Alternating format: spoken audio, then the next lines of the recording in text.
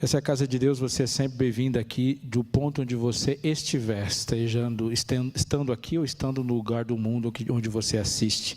Esse é o segundo episódio de uma série que começamos aqui no canal da Igreja do NASP, produzida pela Pastoral do Campus São Paulo, sobre um Jesus real, sem censura, não domesticado pelas nossas convenções e que fala conforme a Bíblia fala, um Jesus absolutamente necessário. E na nossa convenção existe o Jesus que a gente gosta de ouvir. Existe um Jesus que a gente não gosta de ouvir, mas a Bíblia apresenta um Jesus que a gente precisa ouvir. Você está com Bíblia aí? Se você está com sua Bíblia, convido você a abri-la no Evangelho segundo Mateus. Primeiro dos Evangelhos, o capítulo 5. Evangelho de Mateus, capítulo 5.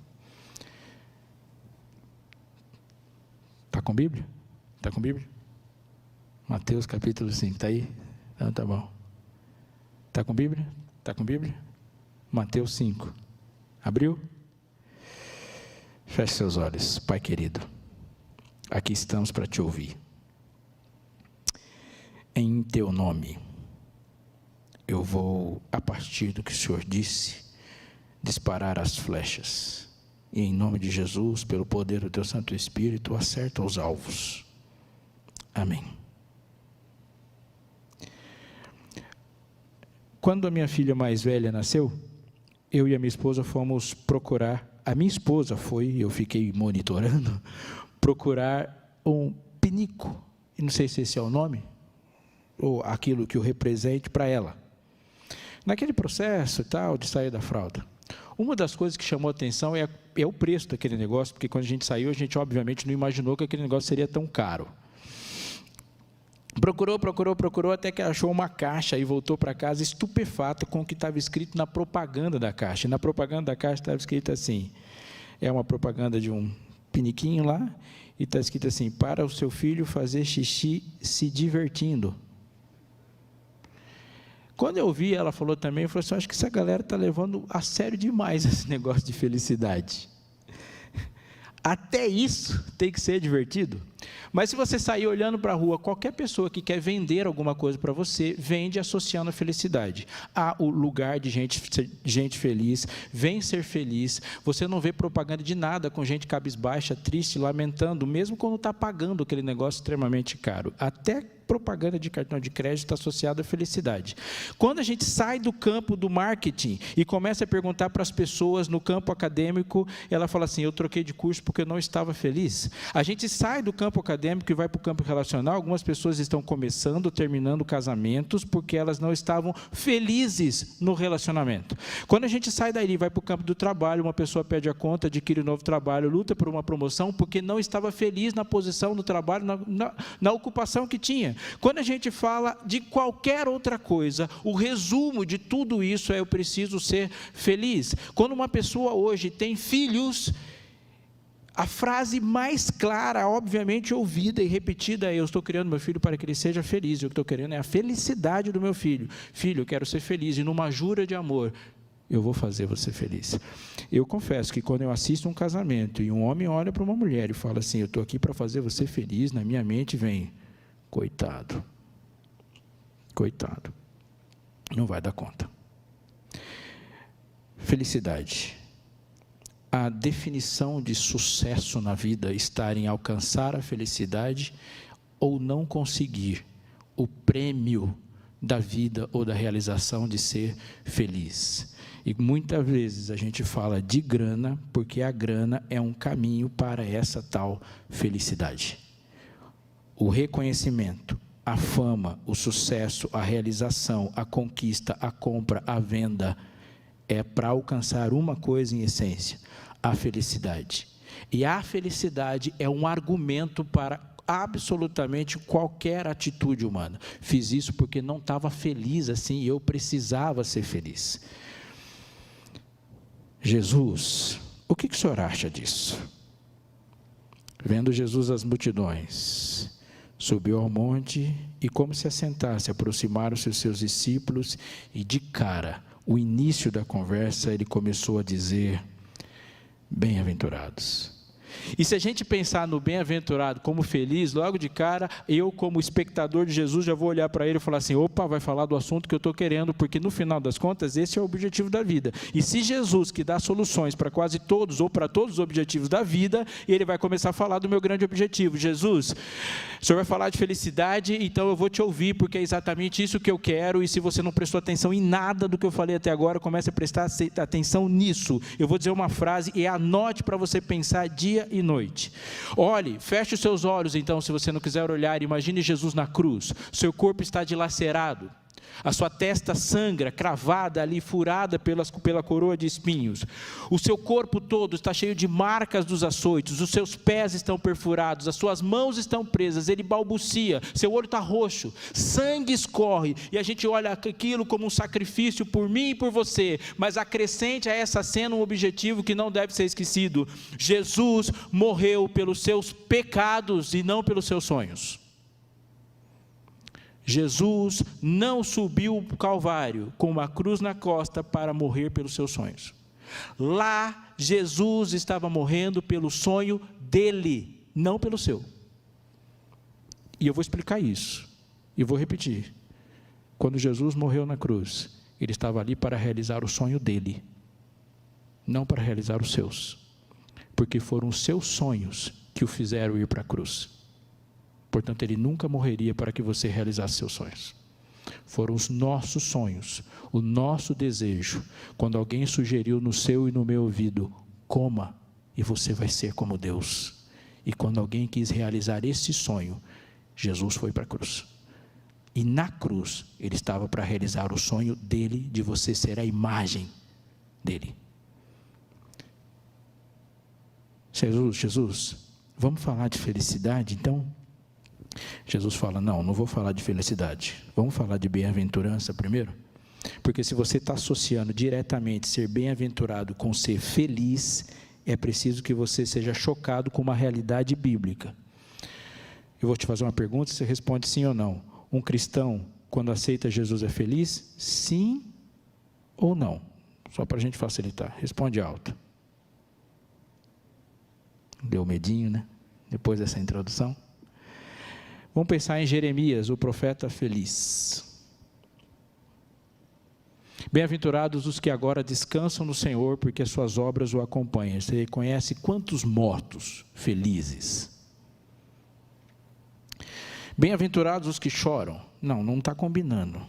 Então eu preciso perguntar para Jesus o que é bem-aventurança, então anota isso aí também. Quando Jesus está falando de bem-aventurança, ele não está falando da sua ideia de felicidade, não está falando da sua ideia de satisfação e bênção, ele está falando do conceito dele. E por favor, sempre pergunte para Jesus qual é o nível de satisfação que ele propõe, porque em muitos momentos da vida, o seu termômetro vai te enganar, porque em muitos momentos da vida você vai chegar para Deus e falar, Deus, não está bom. Ele vai falar, está bom sim, minha graça te basta, está bom, você está muito melhor do que você acha que está. E em alguns momentos você vai chegar para Jesus e vai falar assim, Jesus, está muito bom. Ele vai falar, não está não, uma coisa te falta, não está bom. Senhor, está bom, não, aconselho-te que de mim compres ouro puro. Você está mal, desgraçado, cego, pobre e nu, você está muito mal, está achando que está bom, mas não está. Senhor, eu estou pronto para ir contigo, tanto para a prisão como para a morte. Não está, e o galo vai te lembrar disso. Senhor, eu estou mal, não está mal não, você está bem, e se eu quiser que você me glorifique de cabeça para baixo, é assim que você vai glorificar, vai por mim, você está bem. Quer saber quando você está bem ou está mal? Pergunte para ele, porque o seu parâmetro é variável e enganoso. Então vamos deixar ele falar. Ele fala assim, bem-aventurados, os humildes de espírito. Talvez a sua Bíblia tenha escrito pobre de espírito, porque deles é o reino dos céus. Você só vai compreender o que ele está dizendo com bem-aventurados os humildes de espírito, porque deles é o reino dos céus, se você tiver a coragem de ir até essa parte assim, regozijai-vos e exultai, porque é grande o vosso galardão no céu, porque assim perseguiram os profetas que viveram antes de vós. Você só vai entender o que ele está querendo dizer com bem-aventurados os humildes de espírito, se você tiver a perseverança de continuar até o momento em que a sua pergunta sobre felicidade for respondida. Porque você chegou para ele perguntando, Senhor, o que é felicidade? E ele não fala de felicidade até falar regozijar e exultar. E agora ele está falando de alegria mesmo, porque é regozijo e exultação. Então, aqui ele fala de alegria. Então, ele está traçando para você o caminho para a felicidade que você perguntou. Mas aí ele está falando de felicidade quando ele fala assim, quando te baterem. Então, Jesus, vamos lá, vamos no caminho. Bem-aventurados os humildes de espírito, porque deles é o reino dos céus. Então, se você quer um Jesus tal como ele fala, você tem que entender o que ele está dizendo o seguinte, anota aí, enquanto você, repetindo a frase, permanecer perdidamente apaixonado por você, não haverá nenhuma possibilidade de Jesus te transformar. Bem-aventurados os humildes de espírito, o que ele está querendo dizer? Que todo encontro com Cristo, necessariamente no início, envolve o reconhecimento de uma necessidade absurda que eu e você temos dele. É olhar para Cristo e falar, Senhor, eu preciso de Ti, porque olhando para mim mesmo, eu descobri que simplesmente não dá. Você quer ser feliz, o objetivo da vida é ser feliz, você persegue essa felicidade e a gente descobre que nós somos completamente fracassados naquilo que a gente mais quer.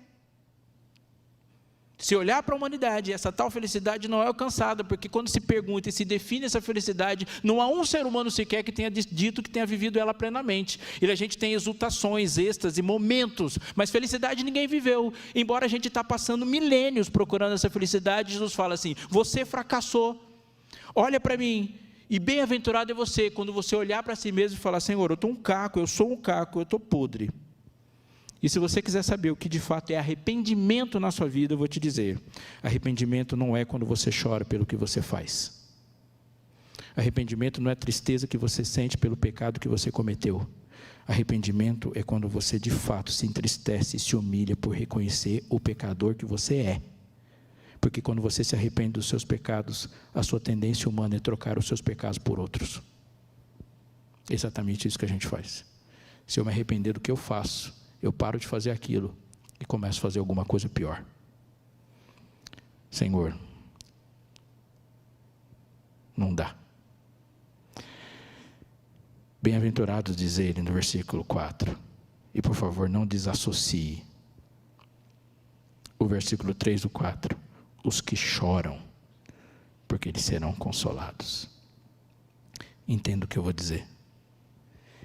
Esse choro não é o choro de pegar o boletim e perceber que a faculdade não vai terminar esse semestre, vai terminar daqui o outro, porque você bombou em um monte. Não é o choro de você saber, tem uma ADP e o dinheiro acabou. Não, não é isso aí. O choro não é o choro de voltar da comportagem devendo. Esse aqui não é o choro, bem-aventurados que choram, de olhar para o carro e perceber que tem um arranhão de uma lanterna a outra. Não é o choro de colocar a mão na alça do caixão. Não é o choro qual você chora pelas perdas que você teve. Esse choro é o luto do eu. É olhar e se ver fracassado e lamentar o próprio fracasso. É ir até Jesus quando Jesus fala assim, sabe qual é o modelo, Robson? O modelo sou eu, então olha para mim, dos pés à cabeça e veja no que você é bom. Esse é o choro, porque Jesus faz isso toda hora. Eu quero toda hora achar uma pessoa que seja parecida comigo, para eu transformar essa pessoa em uma pessoa pior do que eu, para que eu me regozije e me satisfazendo em ser melhor do que alguém. Aí eu olho para Jesus e falo, Jesus, eu não sou tão mal assim, porque o Pedrinho é pior do que eu. Jesus, eu não sou tão mal assim, porque eu não faço as coisas que aquele cara faz. Eu poderia ser mal, mas aquele ali, então não estou mal assim. Jesus fala, pode parar com esse negócio, olha para mim, porque eu sou o modelo. E você olha para a cruz e chora, porque ele é aquilo que você deveria ter sido. E quando eu olho para Jesus e falo, Senhor, o modelo é você, ele fala, sim, sou eu, esse é o padrão que você tem que correr. Eu falo, Senhor, mas não dá, então chora. Não dá mesmo. E choro, porque não dá. Senhor, eu não consigo ser aquilo que o Senhor quer que eu seja. Chora. E bem-aventurado é você quando você parar de chorar por causa da sua conta, por causa do seu carro, por causa do seu namoro, e começar a chorar por causa da diferença que existe entre você e Cristo. Essa pessoa de fato é bem-aventurada. Quando Jesus olhou para Ana chorando, ele falou, essa mulher é bem-aventurada, porque ela está chorando porque quer algo para dar para mim. E quando o sonho de Ana se realizou, ela realizou o sonho de Israel. Ela chorou porque queria um filho para dar para Jesus. Esse choro é o choro da bem-aventurança. Bem-aventurado aquele que chora porque se sente incompetente em oferecer para Jesus a pessoa que ele deve receber. Eu preciso te dizer uma coisa sobre choro que é prática. Eu vou tentar te ajudar e a gente vai junto. Eu vou começar um hino, você canta, tá bom? Você promete que não vai deixar eu sozinho? Então eu vou começar assim. Eu quero ser... Conhece? Então canta. Senhor amado, mais um pouco mais de ânimo, né? Como um vaso nas mãos do oleiro. Agora canta bem forte. Quebra minha vida e faz-a de novo. Mais forte um pouco. Eu quero ser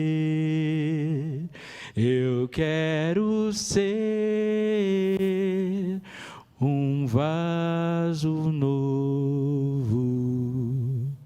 Se você crê que isso é uma oração digna de ser ouvida, diga por favor, amém.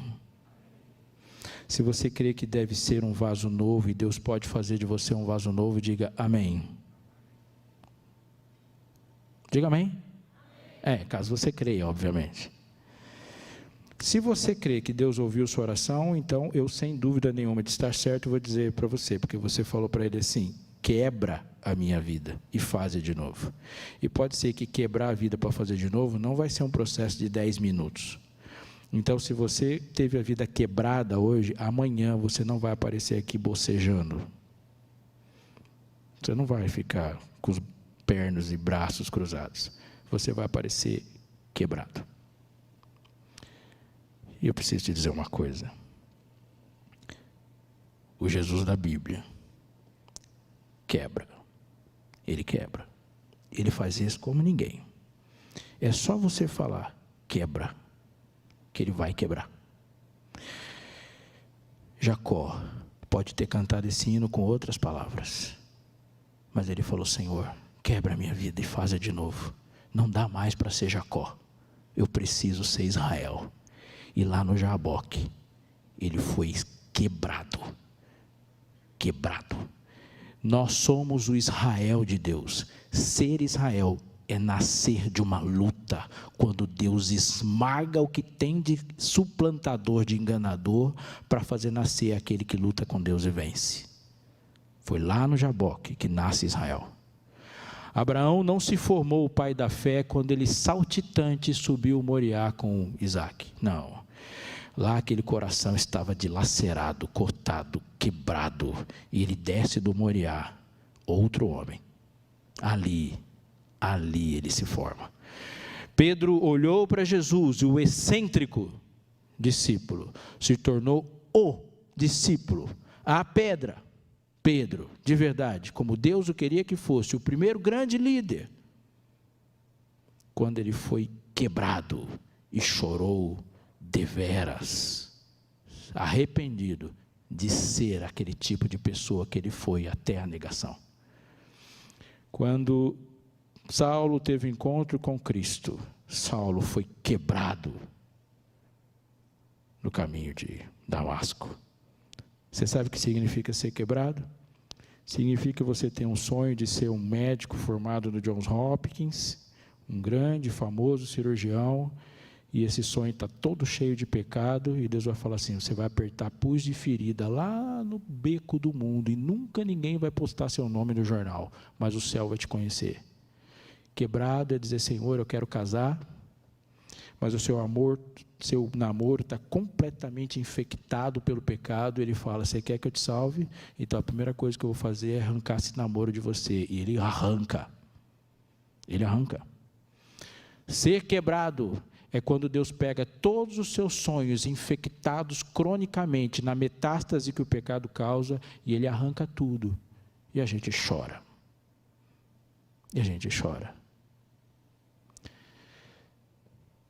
O preço que você vai pagar para ser a pessoa que você e Deus desejam que aconteçam, que habitem o mundo amanhã, é a pessoa que você é hoje. O maior preço que você vai pagar para ser a pessoa que você precisa ser amanhã é a pessoa que você é hoje. Essa pessoa precisa morrer. E quando a pessoa, você, morre, você chora. Mas se você continuar fazendo isso, algo vai acontecer em você. Precisa acontecer em você. Bem-aventurados, diz o texto no versículo 5, os mansos, porque herdarão a terra. Jesus sem censura é um Jesus que fala uma frase que para mim, só de falar já sou esquisita. Pensa num elogio assim: eu conheço fulano.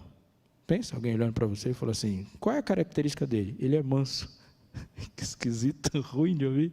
Está imaginando assim? Alguém te elogia assim e fala: qual é a sua grande característica? Ele é manso. Manso na minha cultura, no meu país, no meu ouvido, não é um negócio que ninguém gosta de escutar. Eu não gosto de escutar alguém falando que eu sou manso. E essa mansidão é uma mansidão complicada, porque na minha cabeça a mansidão é a pessoa que não tem reação. Ele é o capacho, ele é o pisado. E aí ele fala: Senhor, ele fala para mim, o Senhor fala: bem-aventurados os mansos, porque herdarão a terra. Tem duas coisas que precisam ser associadas. Primeira, quando Deus fala da mansidão aqui, ele fala primeiro que ele é assim: aprendei de mim, porque eu sou o quê? Manso e humilde de coração. Mas Jesus não foi manso na frente de Herodes.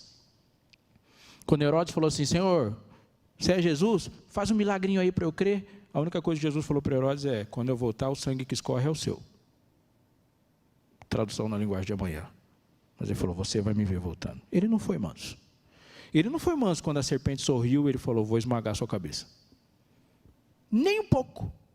Nem um pouco. Ele não foi manso diante de Pilatos, quando ele falou assim: você não sabe que eu tenho poder para te matar ou para te soltar? Ele fala: nenhuma autoridade teria sido dada se do céu não fosse dada. Ou seja, quem é rei aqui sou eu, Pilatos. Ele não foi manso. Ele não foi manso quando ele entrou no templo, puxou o chicote e fez todo mundo correr. Ele não foi manso. Mas ele fala: aprendei de mim, porque eu sou manso. Então, bem-aventurados os mansos como ele. Jesus era manso como? Ele fala assim: Pai, se possível, afasta de mim esse cálice, mas não seja feita a minha vontade, seja feita a tua. Jesus era manso diante de quem?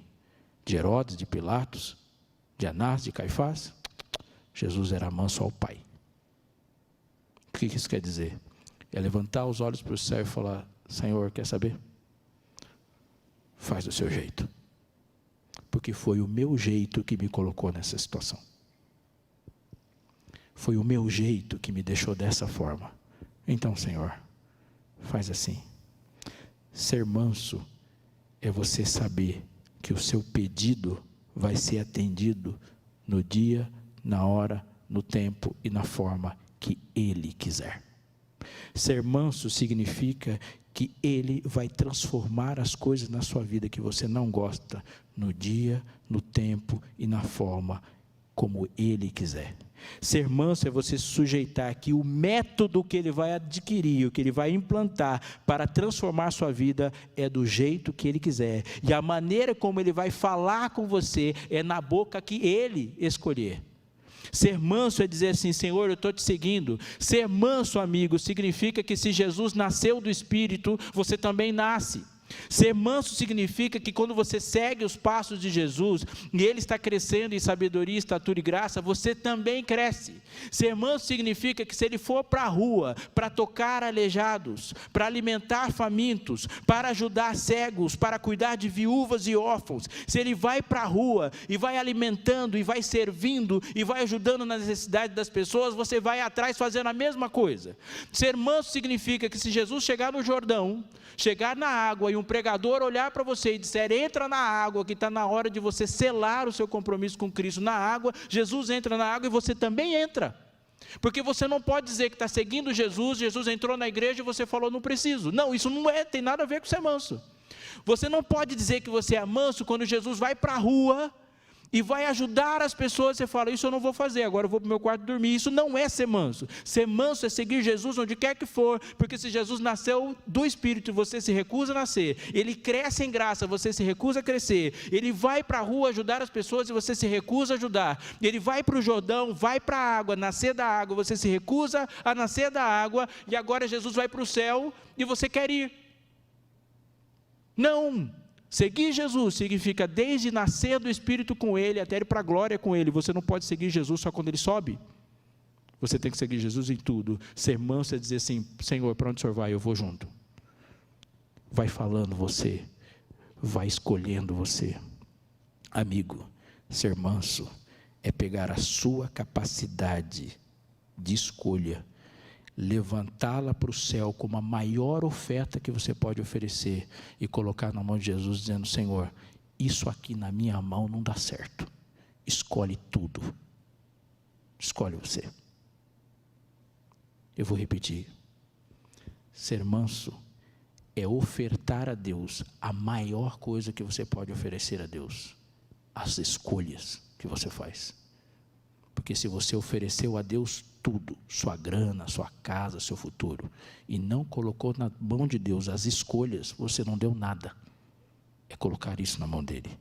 Quando isso acontece, há duas realidades. A primeira, dentro dessa primeira, é a seguinte: o manso não conquista.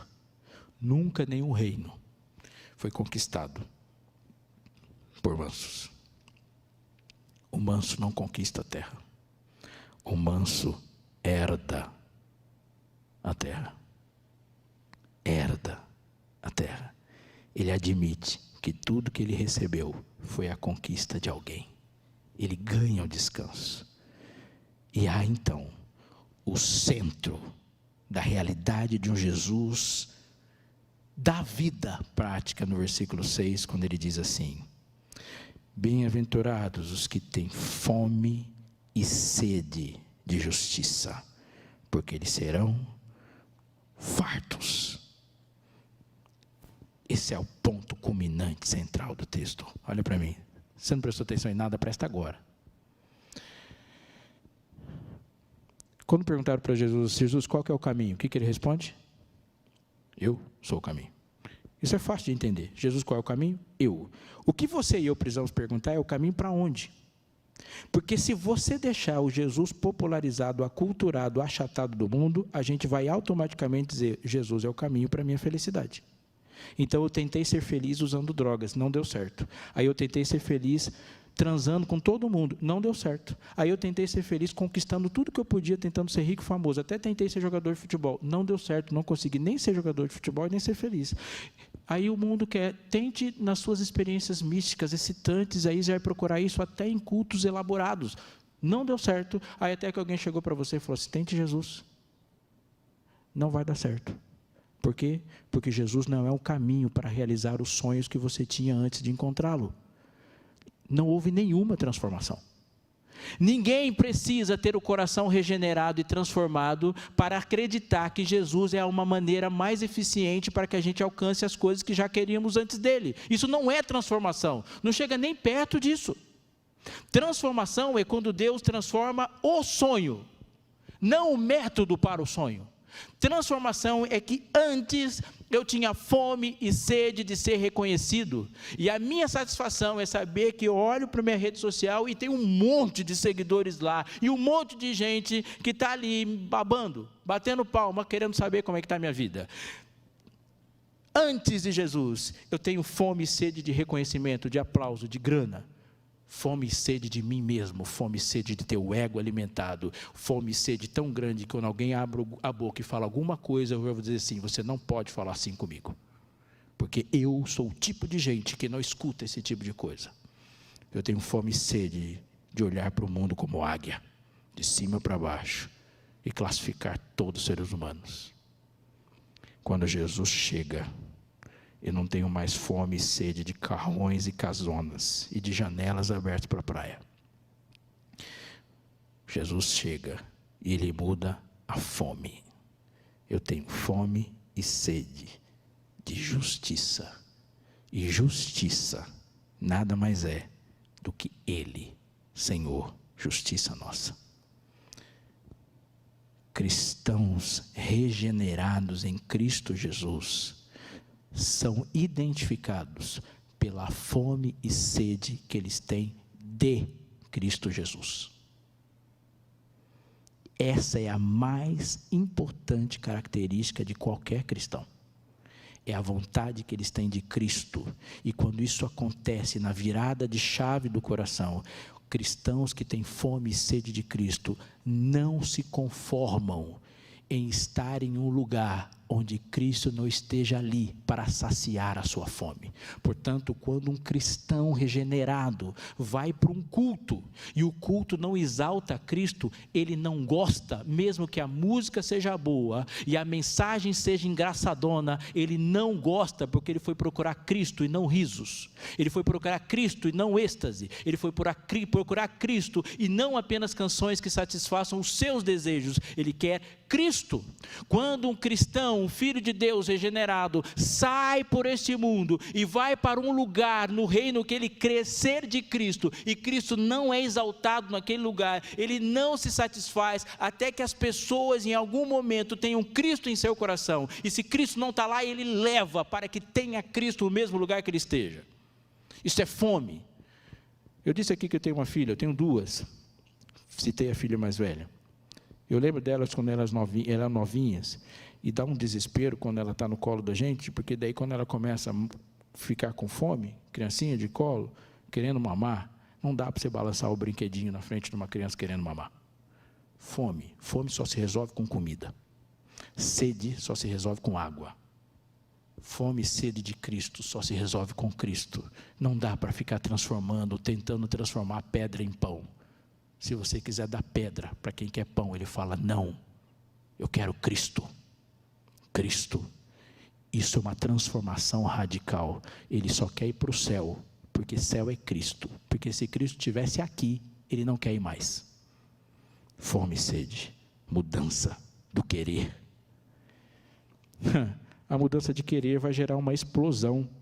Olha a sequência radical e veloz que ele coloca, 7, 8 e 9. Bem-aventurados os misericordiosos, porque alcançarão misericórdia. Não, ele não está falando bem-aventurado aquele que agora deseja misericórdia. Ele fala de bem-aventurado o misericordioso. O misericordioso não é o que anda pela rua olhando para as pessoas, esperando que as pessoas tenham misericórdia dele. Ele está falando que bem-aventurado é aquela pessoa que sai pela rua distribuindo misericórdia. Ou seja, em algum momento uma pessoa queria felicidade, no outro momento ela começa a provocar felicidades. Bem-aventurados os limpos de coração, porque verão a Deus. Limpo de coração é humanamente impossível. Não existe um ser humano que seja limpo de coração, porque de fato os instrumentos que os seres humanos usam para limpar os seus próprios corações sujam mais do que eles estavam antes.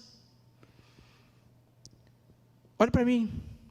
É possível viver uma religiosidade fora da Bíblia, onde as pessoas consigam trocar de roupa. Você pode nem precisar de Jesus para trocar de roupa, porque se você trocar de emprego e no seu emprego exige uma roupa nova, você vai trocar de roupa. O seu patrão tem poder de fazer você trocar de roupa com mais poder do que o seu pastor. Se o patrão mandar aumentar o tamanho da saia, você vai aumentar. Se o patrão mandar usar terno, você usa terno. Existem muitas autoridades no mundo capazes de fazer mudar a roupa de alguém. Muitas. Quando ele está falando aqui de ser limpo de coração, eu não estou falando de você construir um namoro, que você termine o namoro e case virgem. É muito mais do que isso. Eu não estou falando que você não tem que construir dessa forma. Mas você pode ser virgem pela escolha de todas as outras pessoas. Isso é real. Eu não estou falando de você construir um casamento onde você se orgulha de nunca ter feito nada de errado, porque também você pode não ter feito nada de errado por um monte de razões. O que ele está dizendo aqui é de ser limpo de coração, é de ser puro, e a pureza está muito além daquilo que você fala, se veste ou se apresenta. Está na maneira onde Deus bate o olho lá dentro e vê as coisas que Ele fez. Jesus vai desenvolver isso aqui quando Ele fala assim, se você olhar, já pecou. Se você desejar a morte, já matou. Se você odiar, você já é réu. Amigo, a justiça de Cristo vai te fazer uma pessoa moral, mas a sua moralidade nunca vai te fazer justo. A pureza é o ponto que Cristo, e só Cristo faz você chegar. Jesus olhou para muitos morais da sua época e falou: vocês são sepulcros caiados. Só tem a ver com você. Não tem nada a ver comigo esse seu comportamento. Tem a ver só com você. Já ganhou suas palmas. Recompensa dada. Eu estou falando de um nível muito acima. Muito acima. Eu estou falando de você hoje ouvir que Jesus vai voltar daqui 10 minutos e o seu coração não gelar, como pode ter gelado agora. Isso é ser puro. Ser puro é falar assim: Jesus está andando na sua direção, e você abre os braços para abraçá-lo, e não começa a repensar o que você fez durante a semana, com medo de ser exterminado. Limpo de coração é o que Jesus faz, não o que você faz. Eles verão a Deus, verão a Deus. Se o fogo do Espírito não queimar a impureza, ele vai queimar o pecador. Bem-aventurados, diz o versículo 9, os pacificadores, porque serão chamados filhos de Deus. Pastor, eu quero fazer um trabalho missionário, eu não consigo, eu não tenho vontade. Eu queria fazer alguma coisa, presta atenção. Justificados, pois, mediante a fé, temos paz. O que produz a paz? O que produz a paz é a justificação. Então, vamos resumir isso aqui, que é fácil. Se que produz paz no coração é ser justificado, quem é o pacificador? Aquele que fala de justificação em outras palavras. Bem-aventurados os pacificadores. Quem é o pacificador? Aquele que prega o evangelho. Bem-aventurados os pacificadores, porque eles são chamados filhos de Deus. Você não é apenas um missionário, você é seguidor de um Deus missionário. Você não tem uma missão, a missão é que tem você. Nós não temos uma missão, nós fomos entregues a ela, e o pacificador sabe que a vida dele tem sentido assim, e agora ele vai para o fim. Bem-aventurados os perseguidos por causa da justiça, porque deles é o reino dos céus. E olha o argumento final de Jesus: bem-aventurados sois, quando por minha causa vos injuriarem, vos perseguirem, e mentindo disserem todo mal contra vós. Regozijai-vos e exultai, porque é grande o vosso galardão nos céus, porque assim perseguiram os profetas que viveram antes de vós. Você entendeu? O que acontece na cabeça, no coração de alguém que começa a regozijar e exultar quando alguém injuria, persegue, mente, diz o mal contra ele e persegue igual os profetas que viveram antes de nós? Eu estou pensando nos profetas que viveram antes de nós, não foi pouca coisa não, e agora eu fico feliz quando acontece comigo o que aconteceu com ele. O que aconteceu com esse coração? Esse coração agora tem consciência do seu propósito. E entende que agora está tudo certo. Está certo. Minha vida tem propósito. Amigo, se você está andando na estrada da vida e sente que Satanás está vindo na sua direção e está batendo de frente com você, regozije e exulte, porque isso é um claro sinal que você e Satanás não estão na mesma direção. É assim mesmo. Um dia um ex-aluno meu me ligou, estava trabalhando nas férias e falou: pastor, o senhor pode orar por mim? Eu falei: claro, posso orar sim. Tem uma razão específica? Tenho. A minha razão específica é que Satanás está trabalhando aqui. Eu falei: mano, quando que ele não está? Ele trabalha direto. Preguiça é um pecado que nós vamos prestar conta. Esse pecado ele não comete. Você está sentindo que Satanás está vindo na sua direção? Sim. Pastor, fala alguma coisa aí. Seja bem-vindo. Porque é exatamente isso. Nós estamos falando de uma guerra. Antes ele olhava você como soldado dele, então ele não batia. Agora ele está vendo você como soldado contrário. O que a gente faz com o soldado contrário? Atira. Mas é melhor perder algumas batalhas do que lutar do lado errado. Muito melhor. Há muitas batalhas a serem vencidas, muitas batalhas a serem lutadas, e nessa altura da sua vida você já lutou muitas batalhas e pode ter perdido uma boa parte delas. Regozije-se e exulte, fique feliz, porque é muito melhor você ter tomado um tapa do que ter dado um com o propósito errado. Vós sois, termina o texto, o sal da terra. Texto no contexto: não tire sal da terra de regozijai-vos. Ora, se o sal vier a ser insípido, como lhe restaurar o sabor? Para nada mais presta, senão para lançado fora, ser pisado pelos homens. Vós sois a luz do mundo. Não se pode esconder uma cidade edificada sobre um monte. E eu termino dizendo para você o que Jesus disse. Ele não falou, vós sois o açúcar do mundo. Açúcar serve para transformar veneno em coisa palatável. Está cheio de açúcar no mundo e Deus não chamou você para ser o açúcar do mundo. Açúcar é para fazer pessoas engolirem coisas que elas não comeriam se não tivesse aquele monte de doce em cima. O evangelho nunca foi açucarado. Nunca foi. Jesus não falou que você é o açúcar do mundo, que transforma coisas difíceis em fáceis para as pessoas engolirem sem saber o que está acontecendo. Talvez a sua internet, a sua TV, a sua literatura seja o açúcar do mundo que está fazendo você colocar para dentro um monte de veneno com sabor que só dura na boca, mas te mata. Vós sois o sal da terra.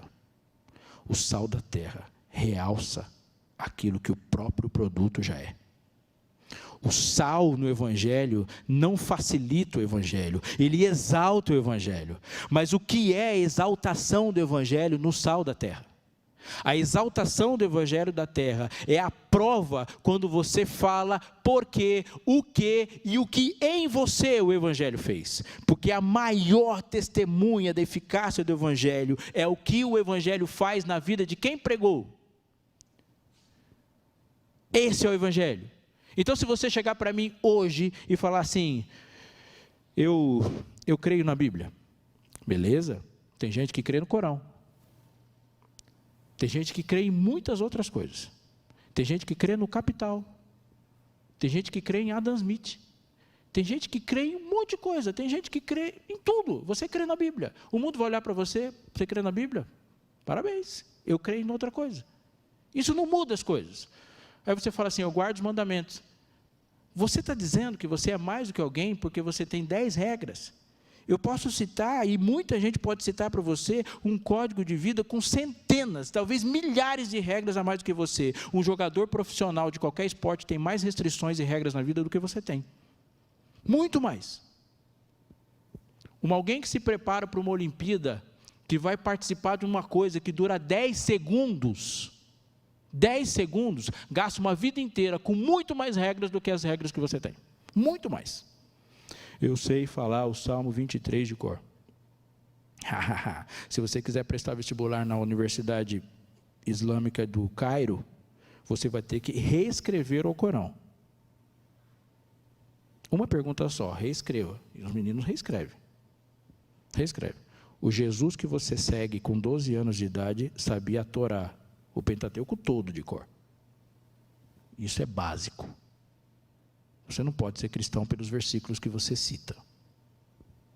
Não, porque eu tenho um código alimentar, legal, eu não tomo café nem Coca-Cola. Não dá nem para você conversar com Rastafari. Ele tem um código alimentar muito mais restrito que você. Muito mais. Atletas têm. A grande pergunta não é o que você crê, porque o que você crê não é o penhor da fé. O penhor da fé é o preço que você paga pelo que você crê. O mundo inteiro está fazendo essa pergunta para você hoje. O que você crê? Você crê na lei? Então eu quero saber o que é a crença na lei quando a lei te custar o emprego.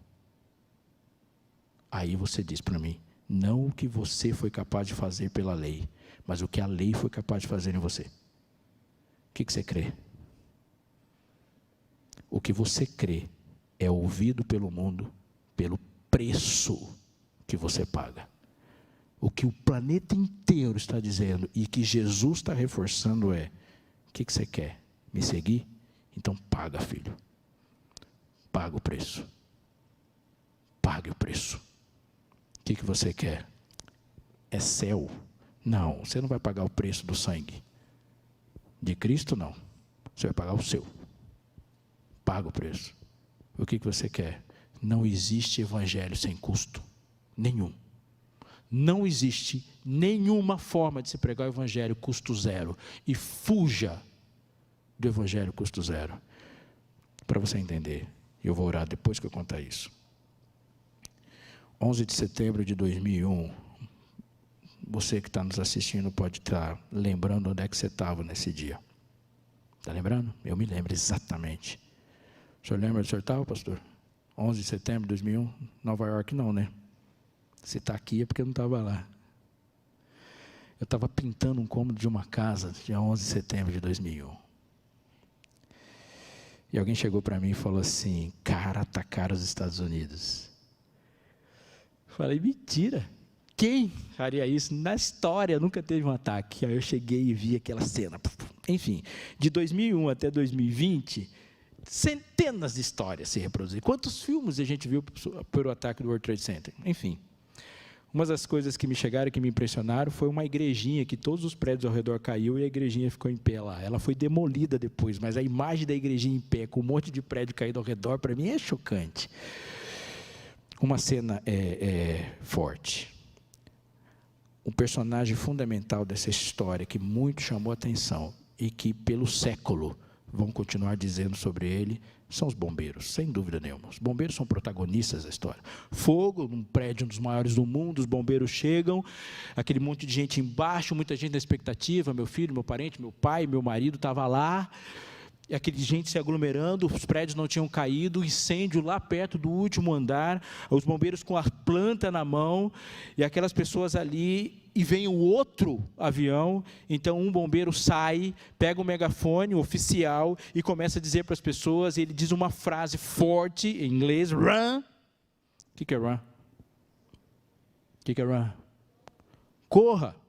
E começou a falar, ele gritava para as pessoas correrem, run.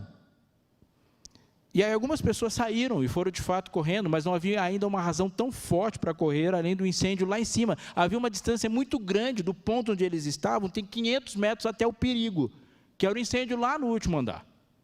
Aí ele acrescentou uma frase no run, e a frase é, run for your life. Ajuda eu aí, o poliglota. O que é run for your life? É da sua vida que eu estou falando. Run for your life. Corre, filho. Corre, que eu estou falando da sua vida. Eu não estou falando da sua felicidade. Eu não estou falando se você vai acordar sorrindo na segunda-feira. Nós estamos falando da sua vida. Então, corre. E quando se trata da sua vida, corra. O que aconteceu ali? Ele deu uma razão real para que alguém saia correndo. Ele não é corra de um cachorro, não é corra para ganhar uma medalha, não é corra para pegar um ônibus e chegar no horário certo no trabalho. Ele não está falando corra para emagrecer, ele fala corra senão você morre.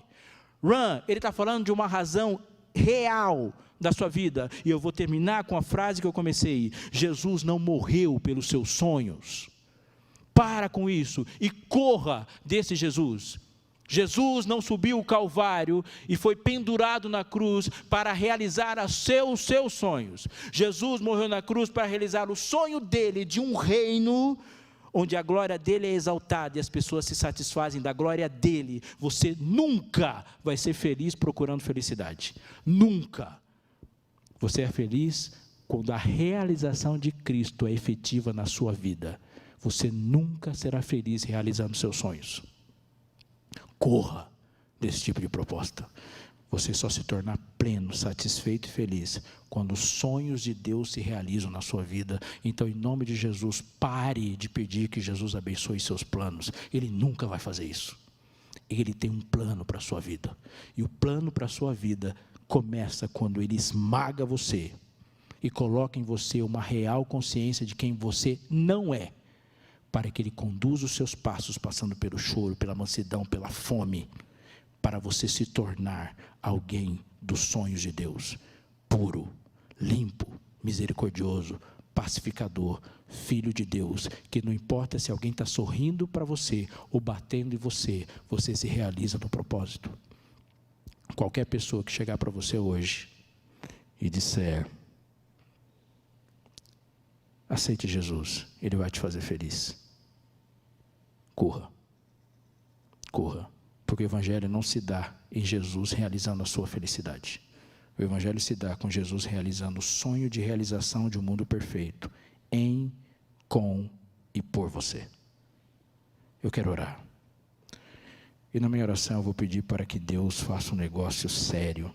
Então, se você quiser que eu ore por você, você tem que prestar muita atenção no que eu vou falar. Eu vou pedir para que Jesus esmague você. Acabe com tudo que você é. Para que no lugar nasça tudo que Ele quer que você seja. Mas vou fazer uma advertência antes de orar. Se você disser não, amanhã, você vai continuar exatamente do jeito que você está. Se você disser sim, você não faz ideia do que Deus é capaz de fazer por você. Sim ou não? Porque se sim, fique em pé. Essa é a sua forma de dizer: Senhor, quebra o que não é teu, constrói o que é teu. Mas saiba o que você está fazendo, porque isso vai custar tudo, absolutamente. Vai custar você.